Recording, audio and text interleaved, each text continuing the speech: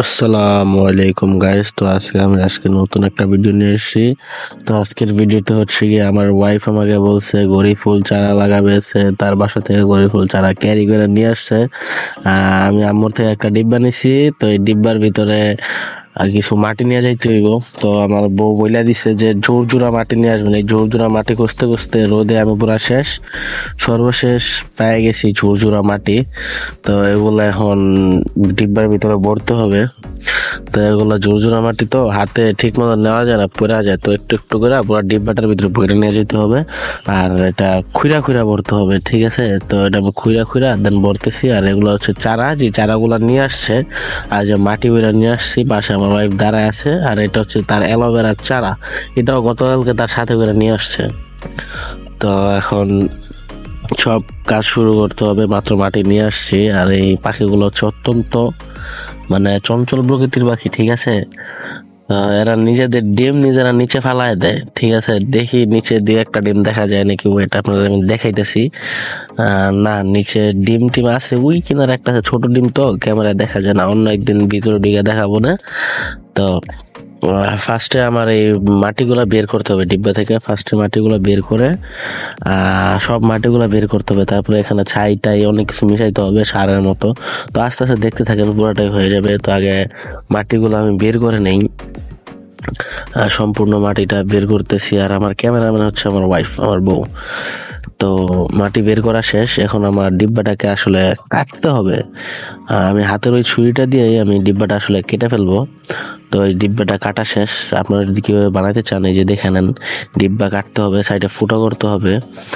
তো এখন আমি মাটিগুলো ছুরির উল্টা পাশ দিয়ে বাড়ি দিয়ে সব গুঁড়া গুঁড়া করে একসাথে মিক্স করলাম। তো একটু পর আমি ছাই মিশাবো, হালকা কিছু মাটি নিচে দিয়ে নেই, তারপরে বাকি মাটির সাথে ছাই মিশা সারের মতো তৈরি করে তারপরে দেন আমি সবগুলো একসাথে চারা টারা সব একসাথে লাগাই দিব। তো প্রথমে হালকা কিছু মাটি আগে দিয়ে নিলাম ফুকার উপর পর্যন্ত।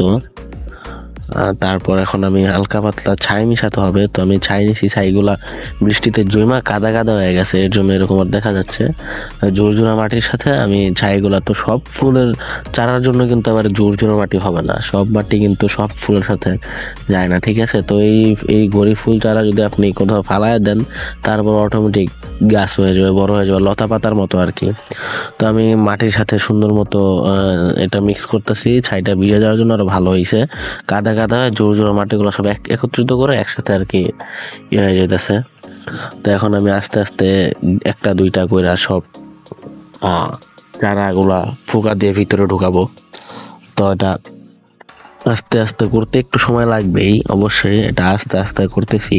করতে করতে এগুলো আপনাদের একসময় অভ্যাস হয়ে যাবে। আর যারা আগে ছোটবেলায় প্রায় প্যারাগ্রাফ লিখতেন, সে গার্ডেনিং ইজ মাই হবি, ঠিক আছে, তারা মনে রাখবেন এটা শুধু লেখলেই হয় না, এটা কাজে করতে হয়। আমার ভাই ছোটবেলা থেকেই শখ আছে গার্ডেনিং করার। তো আমি গার্ডেনিং করতেছি। আমার ওয়াইফ মাঝে মধ্যে বলে এই চারা ওই চারা এগুলা লাগাইতে, এগুলো মাঝে মধ্যে লাগাই, ইউজ করি। তো আমি খুব সাবধানে একটা দুইটা কইরা এগুলা চারাগুলা লাগাইছি। লাগানোর পর এখন আমার ওয়াইফ অ্যালোভেরা চারাটা নিয়ে আসছে, কয় সার দেওয়া মাটিগুলো একটু দিয়া দেন অ্যালোভেরা গাছের গোড়া দিয়া। তো আমি এগুলো দিয়ে দিতেছি। একটু পর ওয়েদার খারাপ, বৃষ্টি আসবে, তাই এই চারার উপরে হালকা একটু মাটি দিয়ে দিলাম, যাতে ভিজে থাকলে সব একসাথে মিশা যায়, ঠিক আছে? তো এই হচ্ছে তার অ্যালোভেরা চারা। আমার কাজ কমপ্লিট। এই হচ্ছে আমার ঘড়ি ফুল গাছ, যেটা ঘরের দরজার সাথে ঝুলায় রাখছি, ঝুলাই দিছি। তো